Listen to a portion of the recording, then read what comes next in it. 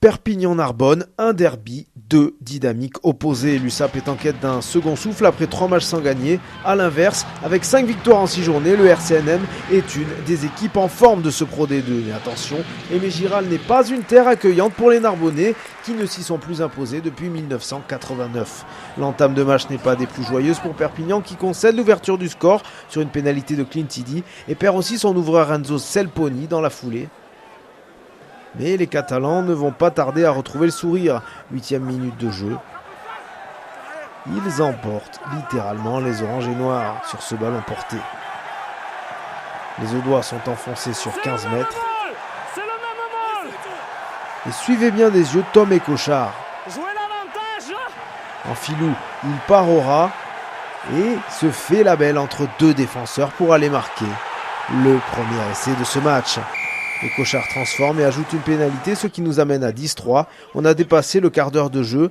Narbonne veut relever la tête. Et sur ce ballon de relance, Stéphane Brett monte une chandelle qui vient mettre pression à Julien Farnoux. Les avants catalans arrivent à la rescousse pour sécuriser le ballon. Et Perpignan va faire le choix du jeu sur cette relance. Mafi pour Kokagi en bout de ligne. Passe à une main pour Pujol, accélération, fixation et offrande pour Tom et Cochard qui a suivi et marque un doublé, un essai de 80 mètres.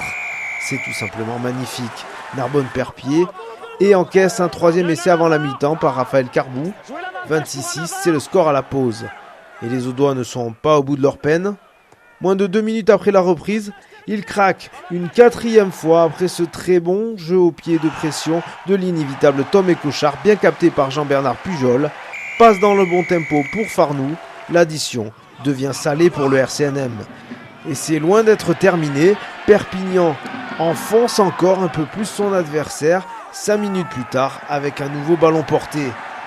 Le talonneur Raphaël Carbou à la manœuvre, lui aussi pour un doublé. Et c'est transformé. 33-6. Nkinsi sauve l'honneur, mais le pack au doigt vit toujours un calvaire. À 14, après un 4e carton jaune dans ce match, Narbonne encaisse un essai de pénalité à un quart d'heure du terme. Le match est définitivement plié. Et le cauchemar se poursuit. Jensdorf marque à son tour à la 70e. Les hommes de Christian Labitte ont lâché depuis belle lurette. Christian, je te parle. Jugez plutôt la passe maladroite de Fournil, interceptée par Pujol, qui s'en va sceller la démonstration de force de l'USAP. 9e et dernier essai de ce match, 66-13. Score final, victoire bonifiée pour Perpignan et énorme déconvenue pour Narbonne, qui n'a tout simplement pas existé dans ce derby.